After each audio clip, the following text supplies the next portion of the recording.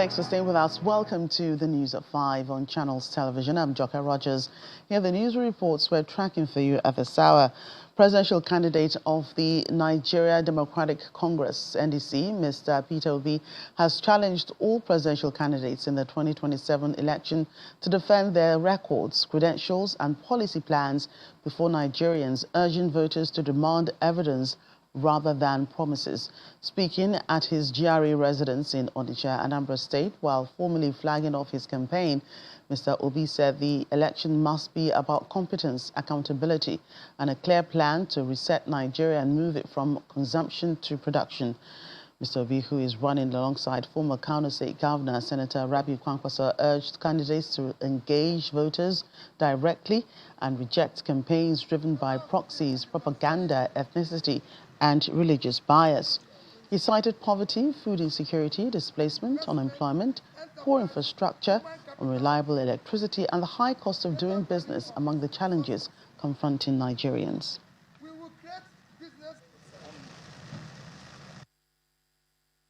The 2027 election must be guided by competence, capacity, compassion, character, and commitment.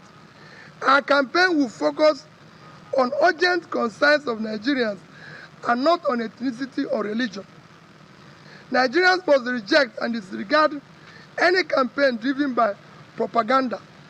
As my team and I travel across, we will listen to Nigerians, understand their needs and concerns, and assure them that we have the competence, character, compassion to lead and reset Nigeria for benefits of all. Nigeria deserves leaders who will engage them, listen to their concerns, present clear solutions to unite the country, defeat insecurity, pull people out of poverty. Every candidate must be willing to present their credentials, defend their records, and subject their vision to open scrutiny. No candidate should hide behind the high walls of power, send proxies or surrogates to do the hostings, and expect Nigerians to entrust them with leadership of their country. Every candidate must seek the presidency must have the courage to come before the people, answer their questions, defend their records, and subject their vision to public scrutiny. Today, I make a clear commitment that I and Senator Rabiu Kwankwaso will take our message directly to Nigerians. We will listen to them, understand their concerns, and engage them openly. We will not delegate this duty to process. We will answer the questions, defend our record and character, and present our plan to rebuild Nigeria. I commit to commencing the journey of resetting Nigeria by uniting it, securing it on the path of economic and inclusive growth, and moving our country from consumption to production. Meanwhile, the African Democratic Congress has defended the absence of its presidential candidate, Mr. Atiku Abubakar, from the signing of the National Peace Accord, saying their decision was in protest against what it describes as the failure of the peace process to address electoral violence. The party's National Publicity Secretary, Mr. Bolaji Abdullahi, who was a guest on our breakfast program, Sunrise Daily, said the party's decision not to participate in the signing ceremony was deliberate, arguing that politicians had repeatedly signed similar agreements in previous election cycles without seeing corresponding action when violations occurred. Mr. Abdullahi also referred to comments attributed to Osun State Senator Mr. Francis Fadausi in the lead-up to the recent state governorship election, saying the committee had failed to respond adequately to the comments. We've been signing these things year in, year out. Every election cycle we sign, whether it's general election or off-cycle election, as in the case of Osun. And in spite of this commitment, things still happen. People still get killed. People still get harassed, like in the case of Osun. But we don't hear the peace committee say anything. They don't condemn the killings. When Senator Fadausi said that they should go out and kill people, We didn't hear the peace committee say anything. So what is the point? So it's our way of saying no. If we want to be part of this, if we want to be taken seriously, then you need to up your game. So it's not just when the president said all is fair in politics. He set the narrative for the violence that followed the Osun election. We didn't hear the peace committee say, no, Mr. President, that is not a good thing for the president to say.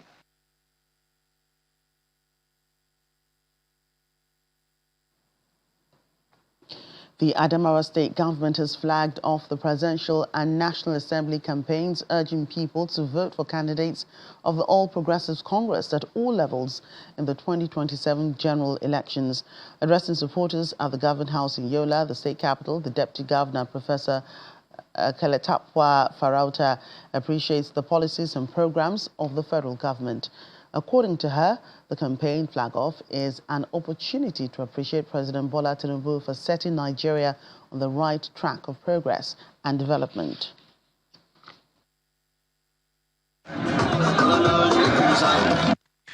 Members and supporters of the All Progressives Congress in Adamawa State gather at the Government House, Yola, for the flag-off of the party's presidential and National Assembly campaign ahead of the 2027 elections. Bearing banners and singing solidarity songs, they're reminded of the need to take the message to the grassroots. The former vice chairman of the party for Northeast, Mr. Salihu Mustafa, who is now a senatorial candidate, reels out the achievements of President Bola Tinubu. We also want to thank the President Bola Tinubu for providing the platform on which we will sell candidates. All of us know, if not for the interventions, economic, security, and social intervention of this government, maybe Nigeria could have been a failed state now, or we could have been insolvent. Because of want of time, we cannot enumerate the achievements of President Bola Tinubu, which we necessitate you to support. The party is confident of securing a clean sweep of all the positions in the state ahead of the elections, as the state government urges the people to consider the achievement of the federal and state government when they head to the polls. The day the presidential and the National Assembly campaigns are beginning, we are here to say thank you to Mr. President for setting Nigeria on the right trajectory. We're here to say thank you to Mr. President for all he has been doing, all he will do, and all he is still planning to do for Nigerians. Please take our thanks back to Mr. President to let him know that in Adamawa State, we're a peaceful state. We appreciate his policies. We thank him for all the benefits of democracy that we are enjoying. Let me tell you one funny thing.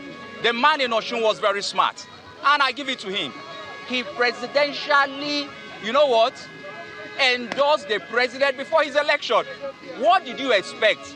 What he did was able to sway even the followers of President Tinubu, you understand, to vote for him. So what you saw in Osun is not a do-or-die affair. It was a situation of affiliates of President Tinubu contesting among themselves, and one had to win, and he won. So there is nothing like we lost election. You might say we lost election, but we, the APC... The members were charged to take the campaign to every nook and cranny of the state. The Petroleum and Natural Gas Senior Staff Association of Nigeria, PENGASSAN, has released a communique from its three-day Energy and Labour Summit in Abuja. The document, read by its president, Mr. Festus Osifo, says Nigeria's energy security ambitions are within reach as long as all stakeholders continuously work together to achieve it.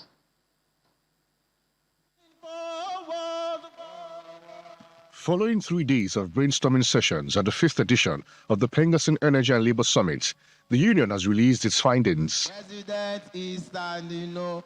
President is sitting no.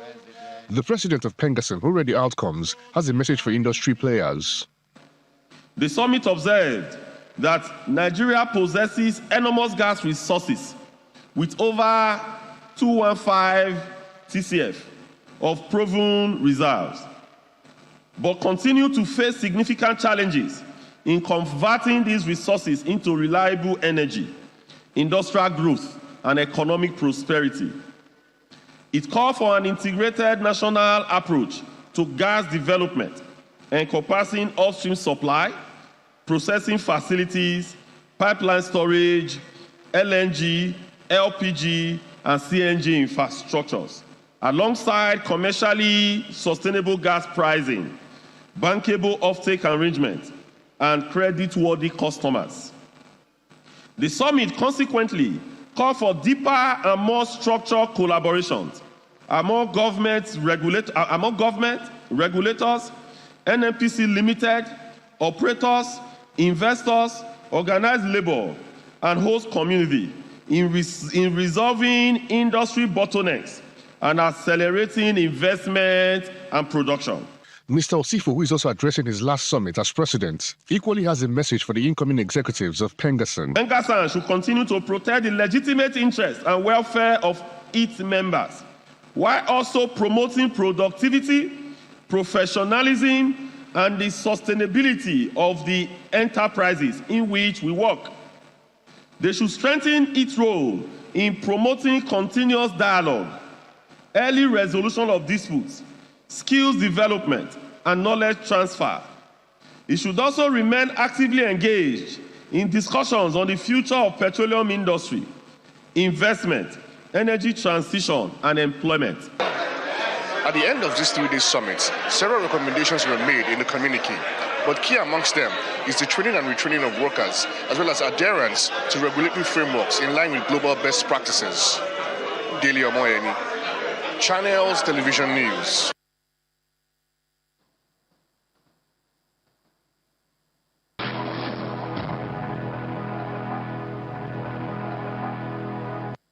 Welcome back. A fresh wave of devastating erosion has struck Obosi in Idemili, North local government area of Anambra State, following a heavy downpour, leaving at least 3 residential buildings collapsed and several families displaced. The development has heightened anxiety among residents as the community begins palliative measures to slow the advancing gully, pending the intervention of the state and federal government. For residents of Obosi in Idemili North local government area of Anambra State, what began as a heavy early morning rainfall has rapidly become a frightening battle for homes, roads and livelihoods. The widening gully has almost swallowed buildings and damaged access routes, leaving families worried that further rainfall can claim more houses and endanger more lives. Residents attribute the latest devastation to the force of storm water flowing into the area, raising concerns about drainage channels and the volume of water being directed towards the community. The last rain that came down, that should be 2 days ago, all right, happened to be somehow severe. And the little thing we saw coming up becomes something like a terrible and horrible thing that we are seeing now. And that thing gave way. The whole place gave way within 3 hours of heavy downpour. And we've already spent closely 50 million trying to contain this, and you can see the results. So at this point, we'll probably call on the government. They should come, because this has exceeded the point where an individual should be committing to this. So we need the government's urgency, we need their power. They need to come and rescue the situation and know what they will do to remedy this place. We ask, and I also plead to the governor, Professor Charles Soludo, to help us to see that this menace will be over. One of the affected residents, whose property is now dangerously close to the expanding gully, has begun emergency palliative work to protect what remains of the house and surrounding area. It's a serious environmental crisis that the state government, the federal government, and all critical stakeholders need to get involved. The President General of Obosi Development Union reassures the people that the state government is working out ways to tackle the matter. Professor Soludo, who, upon receiving the information of what happened here the day before yesterday, quickly mobilized his commissioner for works, and we deliberated and we agreed on immediate steps to be taken in order to stop this massive menace. Several women from the community gather at the scene, calling on government and well-meaning individuals to come to their rescue as the reality of losing everything sinks in. But hopes rise for the community as their representative in the Red Chamber, Senator Victor Ome, arrives for an on-the-spot assessment. He sympathizes with the people and calls on the federal government to urgently intervene. I want to say that as much as this problem is here, as huge as it is, government of Nigeria can do something. This is something that is far beyond the state government. For Obosi, the latest incident is another painful reminder of Anambra State's long-running erosion crisis, and residents hope that the latest disaster will finally trigger the coordinated response from the federal, state, and communities needed to prevent further loss of lives, homes, and livelihoods.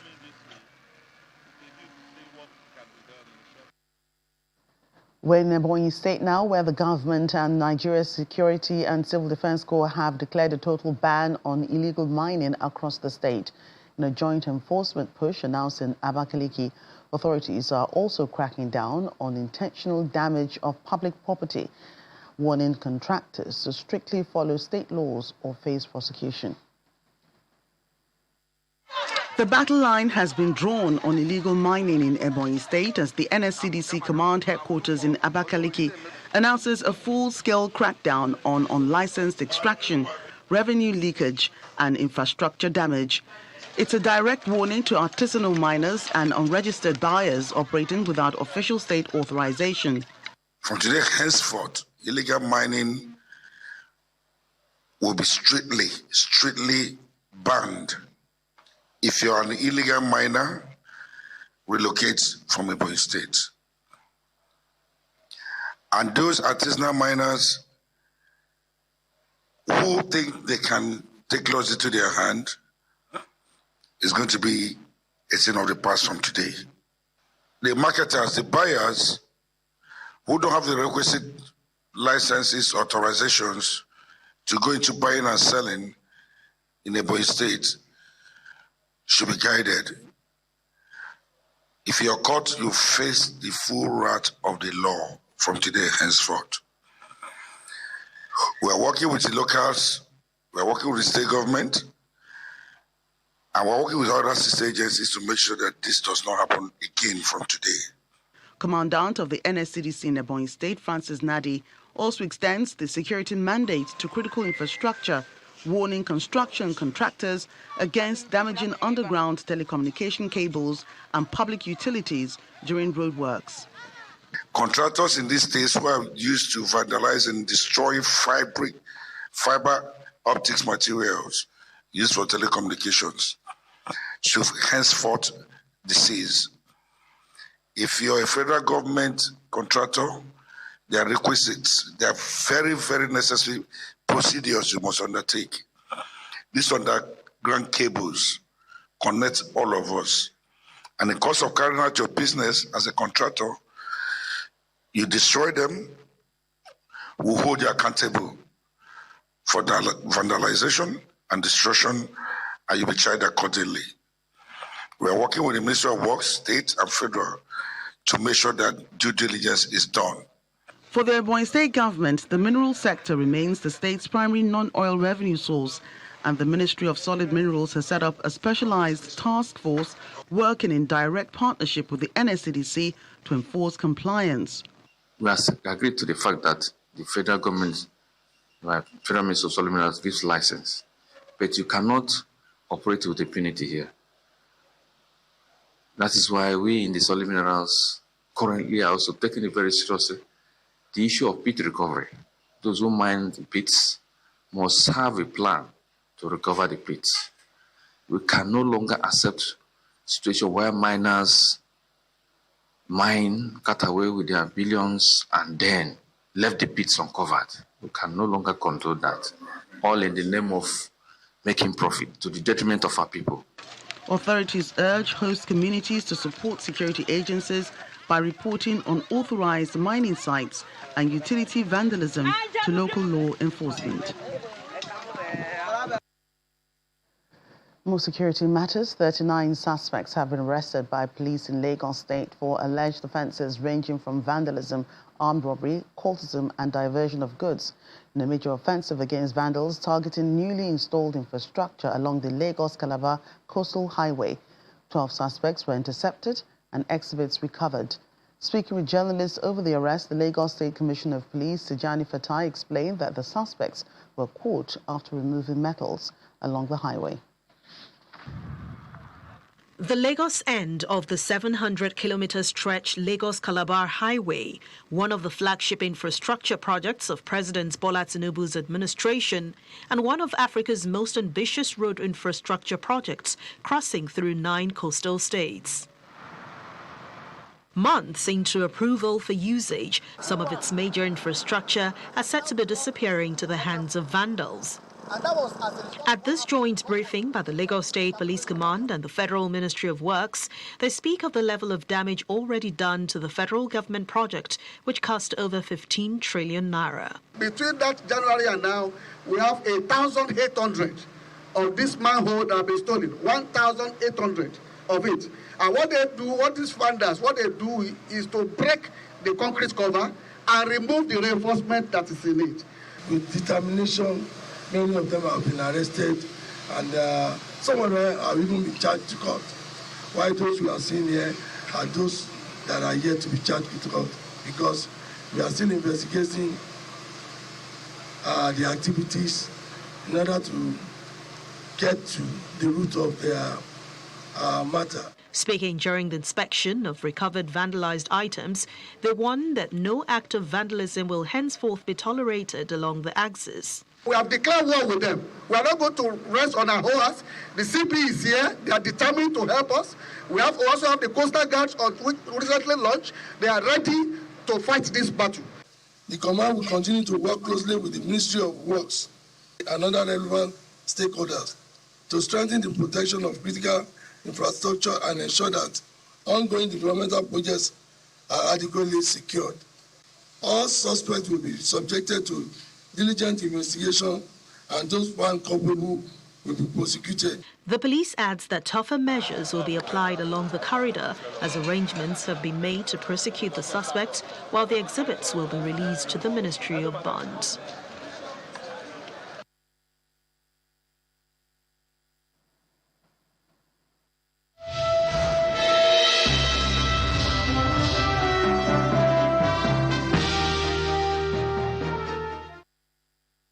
Business news. China Zhengjing International Credit Rating Co. Limited has reaffirmed the African Export-Import Bank's AAA issuer credit rating with a stable outlook for the second consecutive year. In its 2026 credit rating report released in Beijing, CCXI says the rating reflects Afreximbank's strong strategic position, sound risk management, strong profitability, and prudent liquidity management.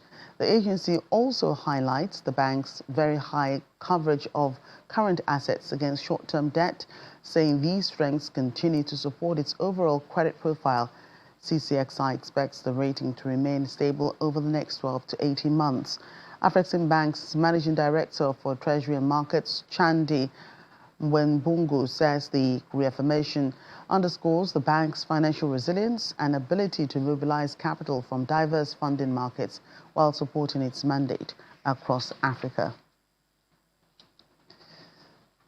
And the World Bank is targeting electricity access for 32 million Nigerians by 2032 under its new country partnership framework for Nigeria as it seeks to support private sector-led growth and improve critical infrastructure.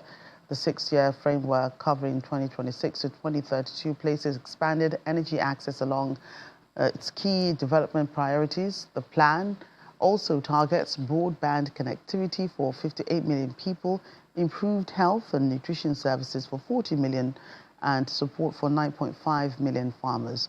The World Bank says its energy strategy will include support for distributed renewable energy with a $750 million World Bank program and a $200 million IFC facility planned to increase electricity access for Nigerians. And that's the news at 5. Thank you for watching. I'm Joker Rogers. Coming up next is The World Today.